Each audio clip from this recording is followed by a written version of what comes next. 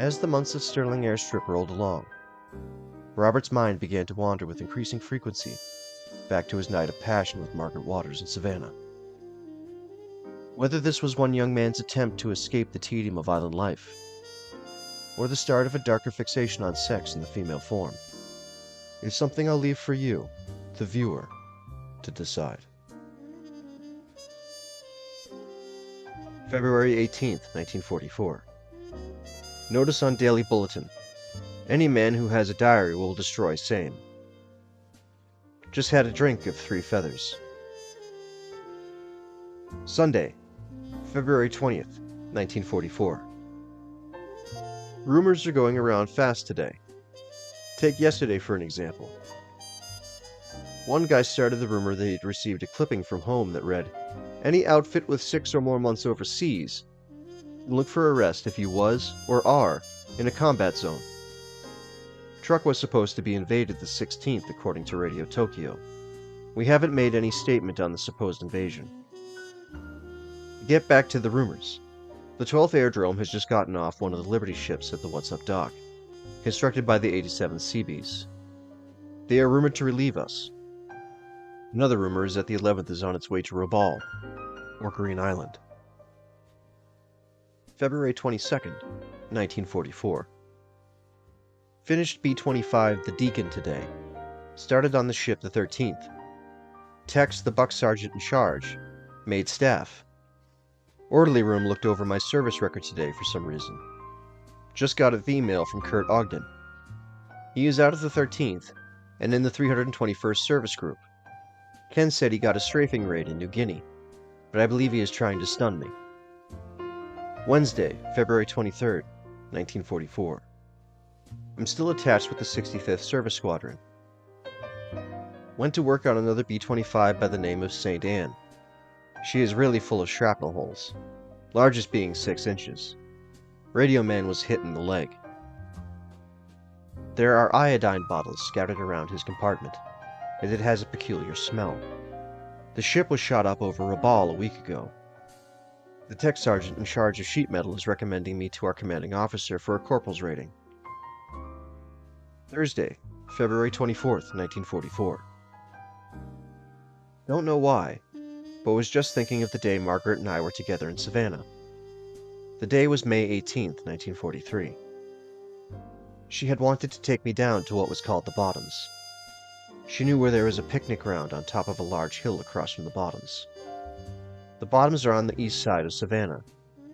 They are nothing but swamps. It turned out that the picnic ground was torn up, and it was now a quarry. So we started back towards her home along a line of railroad track, where there were Negroes picking up coal in front of us, and the Bottoms in back of us. She would stop now and then, me leading her by the hand across the planks in the track, and put her arms around my neck and tell me how much she was going to miss me. The colored folks would stop work and look up at us and just stare. In the background you could see the buildings of Savannah going up into the sky. To the right was the Savannah River with its tugs blowing their whistles. It was a day I'll never forget. Margaret left at 5, and I went back to Walgreens. Saturday, February 26th, 1944. Yesterday the B-25s went out on their daily mission to Rabaul. They saw no Zeros or any interference in the air. The anti-aircraft was there, though. Flak cut a gunner's head off. The ship is not yet over at the 65th Service. Guess they're cleaning it out. Just when Rabaul is practically knocked out, some kid from maybe your state has to die. Heard a nice rumor on our men who are on detached service on Bougainville. They say the remaining Japs on that one stronghold in the Northern Solomons are getting desperate from hunger, and are advancing down the river to our beachhead.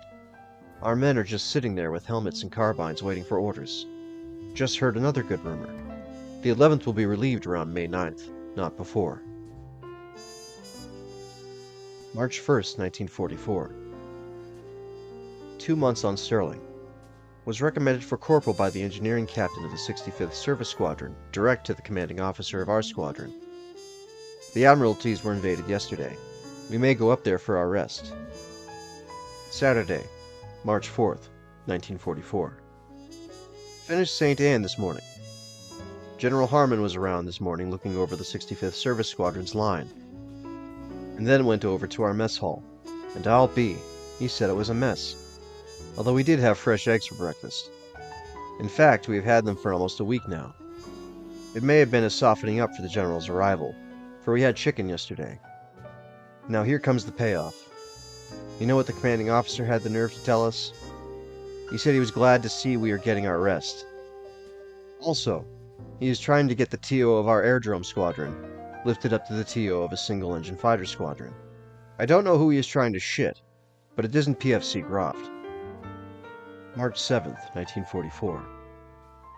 Received some bad news from home yesterday. Dad had enclosed a clipping from one of the hometown newspapers. The headline read, "Air Force gunner killed." It was my cousin, Frank Kaufman. He was killed in the Mediterranean area. We both worked together at Middletown Air Depot, 10 miles south of Harrisburg. He carried a girl to work in his '32 Chevrolet named Betty, who he married on his furlough in June. I have his last letter to me dated January 10th, 1944. His parents received word of his death February 7th, 1944. He must have flown over and got it on his first mission. Wednesday, March 22nd, 1944. Heard Guadalcanal sending out their broadcast to the men in the Solomon Islands, broadcasting on the Mosquito Network. The station is operating 730 kc. They played lots of dance records, and gave news at 8 a.m. The latest number was People Will Say We're in Love, by Judy Garland and Bing Crosby. Sure sounded good. The last Jap held Solomon Island was Bougainville, and it was invaded November 1st, 1943. A few days ago, a lone bomber dropped his load on one of the Central Kuril Islands, bringing us only 960 miles from Tokyo, the closest we have been since Doolittle's raid. The 88th Seabees were told to pack and be in the theater area in the morning. Tuesday, March 23rd, 1944. The small island of Emaru was taken, situated some 84 miles northwest of Kaving, Jap's large base of northern New Ireland. We have been shelling Kaving for over a week. The Emaru landing puts us 600 miles from Truk. Emaru is above the Admiralty Group, and is 2 degrees below the equator, equivalent to Ecuador in South America, or the Belgian Congo in Africa. The 88th Seabees are leaving Monday. Rumor is they are going to Emaru. The 12th Airdrome may follow the 88th. Wednesday, March 29th, 1944. Still on Sterling, and have no idea when we are leaving. The 13th Airdrome is on Green Island. Monday, April 3rd, 1944. U.S. forces landed on Palau Saturday. The 1st Cavalry was the invaders again. Palau is 530 miles east of the Philippine Islands, and 1,000 west of Truk. We got 3 new sheet metal men in the 11th a few days ago. 1 PFC. I'm getting the sweetest letters from Martha these days. Don't know what has happened to Margaret. Wednesday, April 19th, 1944. 1 year yesterday I met Margaret in Savannah, Georgia. It was the day my furlough ended. Many outfits are getting ready to leave the islands for bases further north. Some are 339th Fighter, 65th Service, 69th Bomb, all going to Auckland. But what of the 11th Airdrome? Monday, April 24th, 1944. Lieutenant White, our engineering officer, gave us a good hint today as to where we were going. He said the 13th Air Force would probably leave these Solomon Islands as a unit and reorganize in Australia for another theater of operations. May 8th, 1944. Today is 4 months, 8 days I have been on this patch of coral, the longest I stayed anywhere in the Army. Requested to be transferred to the 65th Service Squadron today. Tuesday, May 16th, 1944. Have received 3 letters from Margaret in 2 days. Can that girl write torrid love letters? They are really hot. She says she is waiting, and hurry home. She has lifted my morale 100%. Boxes have been made for every department. We're just waiting on orders to pack. Darwin is our most likely theater of operations. We can hit the Northeast Indies and Dutch East Indies from there. Some say we are going home in 5 months. Thursday, May 18th, 1944. 1 year ago, I had intercourse with Miss Margaret Waters of Savannah, Georgia. Friday, May 19th, 1944. 1 year ago, my 22nd birthday, I spent with Margaret from May 18th at 8 p.m. to the 19th at 7 p.m. This year I'm sweating it out on Sterling Island. The island was not in our hands last year, this date. You wouldn't know the island now if you had seen it in January. It's literally one strip and taxiways.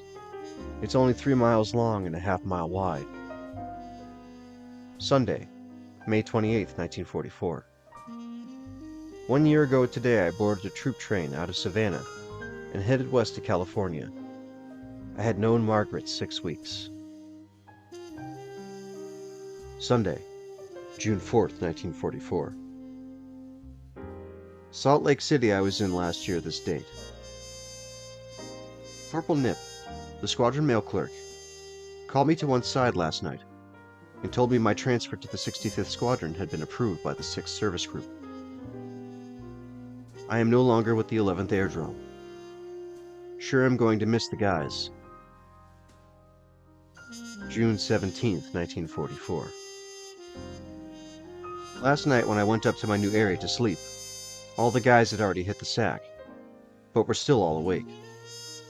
The guy from Arizona, Robert McMahon, asked if I had my bags packed. I asked him what he meant. He said my mobile crew was going north. This morning our engineering officer told us to gather our tools together and weigh them. Have them ready by 10. Our most likely spot would be the Show 10 group, off the northwest coast of New Guinea. We are going by SCAT, South Pacific Combat Air Command. 250 pounds is the maximum weight. It is a 2,000-mile hop, 2 days by plane. It will be my first time in SCAT. In fact, my first time in a plane for 9 years. Show 10 is 1 degree south of the equator, some 900 miles from the Philippines. 3 mobile crews are leaving. Number 4 crew will stay behind. 11 days ago I was trying to get the hell out of the 65th Service Squadron, but now I wouldn't go back into the 11th Airdrome if they begged me. I think I'm going to enjoy this trip. This is one move I won't forget. Sunday, June 18th, 1944. I was talking with one of my old 11th Airdrome orderly room boys, and he kinda made my morale go down when he said he has seen many of these advanced detachments never go through. But I'm sure this one is good because our engineering officer gave us orders to pack our tools Saturday. If they did cancel it, I would sure be disappointed. This is what I need to get acquainted with the men in the squadron. I will be leaving the Solomon Islands when we go to New Guinea, the second largest island in the world. Ken is in New Guinea. His APO is 713. We may go there. Sure would love to see that guy again. What a day that would be. New Guinea has many APO numbers. We may go in a C-54, although there hasn't ever been one here at Sterling. Rumor is there will be 2 6-hour flights. A C-44 can make 1,700 miles in 12 hours, and the Show 10s are some 1,400 miles. Friday, June 23rd, 1944. Tomorrow, Saturday, will be 1 week since we were ordered to pack our tools and get ready to move north. Nothing has happened since then, but we are going to move. There is no doubt about it. Today we got the dope on how many transports are going. We, the 65th Service Squadron, are to have 10, the 11th Airdrome 7, and another outfit 7. Some think we may go even to Saipan in the Marianas, 1,500 miles from Tokyo itself. June 28, 1944. 2 flights of P-61s came in. The next day one cracked up. We have it in the hangar now. Still haven't moved. July 19, 1944. My old outfit, the one I came overseas in, shipped out yesterday. Sunday, July 23, 1944. Today marked 30 months since the 65th Service Squadron has seen their home of America. We started celebrating at 8 this morning. It is now 9:30 p.m. and we are still at it. Cokes are free, all you can drink. And 2 months ago you couldn't get them. 15 bottles of beer to a man. We held the party on the line in the hangar. Hamburgers and French fries were cooked in the radio hut. Men played games from 8 a.m. to 8 p.m. Half the squadron is drunk right now. Started packing yesterday. Received our code number Friday, 5705E. The 42nd Bomb Group received their packing orders also. Looks like we'll be in the Philippine invasion. We are to move in on the second wave. From here we may go down to Guadalcanal to join a convoy, go southwest down around New Guinea, northwest to Somerset, Australia. From there to Netherland Indies, or sail northwest direct to the East Indies. The Guam invasion sure is good news. Just heard we are leaving Thursday. This move will be at least 1,300 miles. May even get to see and feel a woman. Wednesday, August 2nd, 1944.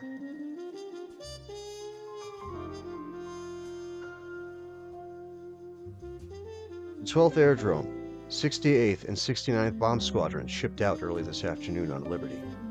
Half the 12th Aerodrome personnel. No equipment for anyone of the squadron, just their personal things. A Dutch ship was to come in this afternoon. Half of our squadron was to board the Liberty, but they couldn't find our commanding officer. Have good reason to believe the 11th and 339th Fighter Squadron are at Hollandia, New Guinea, and my best friend is there. Sunday, August 6th, 1944. 2 years ago, I had 5 days in the Army, stationed in the Quartermaster Corps at Camp Lee, Virginia. A few days ago, rumors were going around to the effect that 25 men were going home on rotation. Next day, rumor was confirmed. Men are on rotation for the next month. All 150 men will have 31 months overseas then. My name goes in next week for rotation, having 14 and a half months.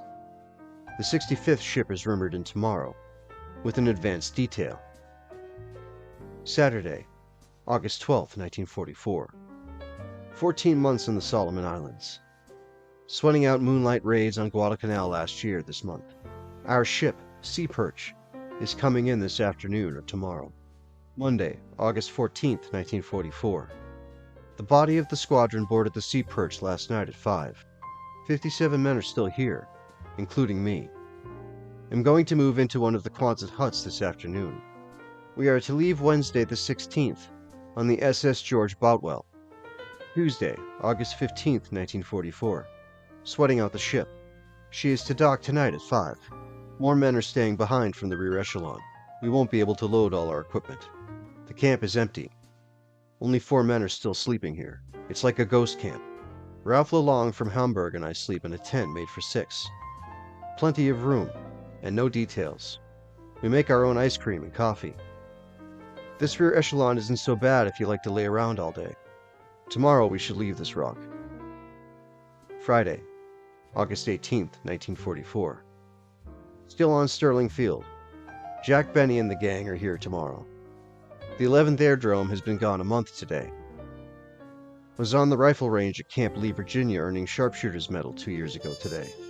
Our ship has been changed again. We are now slated for the Allen C. Balch, the Liberty. Wednesday, August 23, 1944. Boarded the Balch Monday, August 21st. A broken down freighter, not a Liberty. Didn't leave the harbor until Tuesday, August 22nd at 12 noon. I've been sailing now for some 50 hours. It is now 2 p.m. or 1 p.m. ship time. Every inch of the ship is taken up by equipment. A total of some 112 men. There is no latrine, no showers, and no mess hall. All of those we had to make on deck. The latrine is just a trough extending out over the water. Our shower is a fire hose from which comes salt water. Our mess hall is 3 stoves on deck. You eat wherever you can find a place to set your mess gear down. 1 o'clock yesterday, when the ship was out 2 hours, I became seasick. Sicker than I was coming across. although I didn't heave. I laid in my cot from 1 p.m. Tuesday to 7 a.m. Wednesday and sweated it out. I couldn't stand up any longer than an hour. I'm feeling good today with a slight headache. The sea was really rough yesterday. I was sleeping under our big trailers but had to get out because they were afraid they might topple over. Many men brought up their dinner yesterday. Finschhafen is our first stop, then Hollandia, where we changed to an LST. Wednesday, September 6, 1944. 10 a.m. we set foot on Dutch New Guinea, at our furthest northwest base in New Guinea, namely Sansapor, which was invaded 38 days ago. Our APO is 159. Crossed the equator Sunday morning 12:50, and recrossed at 1:15, just above the Jap base of Manakauri. Bypassed in the Sansapor action. Crossing the Coral Sea in a northwest direction, we arrived at Finschhafen Thursday, August 24th. Was at Finschhafen from 5 to 11 p.m., the largest forward supply base in New Guinea. This is as far as an American woman is in New Guinea. Nurses and wax. Looks like a large city at night. Pulled out next morning, August 25th, at 8 a.m. Sailed northwest along the mainland of New Guinea, to Hollandia, Dutch New Guinea. Dropped anchor at 11 a.m. on August 28, 1944. Had a 24-ship convoy to Hollandia. 9 freighters, 2 LSTs, 12 LCLs, and 2 escorts. 3 subchasers and a corvette. The harbor at Hollandia was crowded with all makes of ships. Sailed from Hollandia 3 days after lying in harbor. No shore leave. September 1st, 1944 picked up a few more ships. Sighted Wakdi dawn of the next day. September 1st, 1944 picked up a few more ships. Dropped anchor at Biak, 4 p.m. same day, September 2nd, 1944. Sailed 5:30 that night, and arrived at Sansapor 2 days later on September 4th, 1944, at 8 a.m. Laid in harbor 2 days. Had a condition red at 10 p.m. that night. First one for over 2 months. The 42nd Bomb Group is here, along with the 342nd Fighter Group, and the 18th Fighter Group. The 11th Airdrome is just 6 miles north of Middleburg Island. Not as big as Sterling. Charlie has already welcomed the 11th. From Sterling Field in the Solomons to Sansapor, Dutch New Guinea, is approximately 1,700 miles. We are now some 620 miles from the Philippines.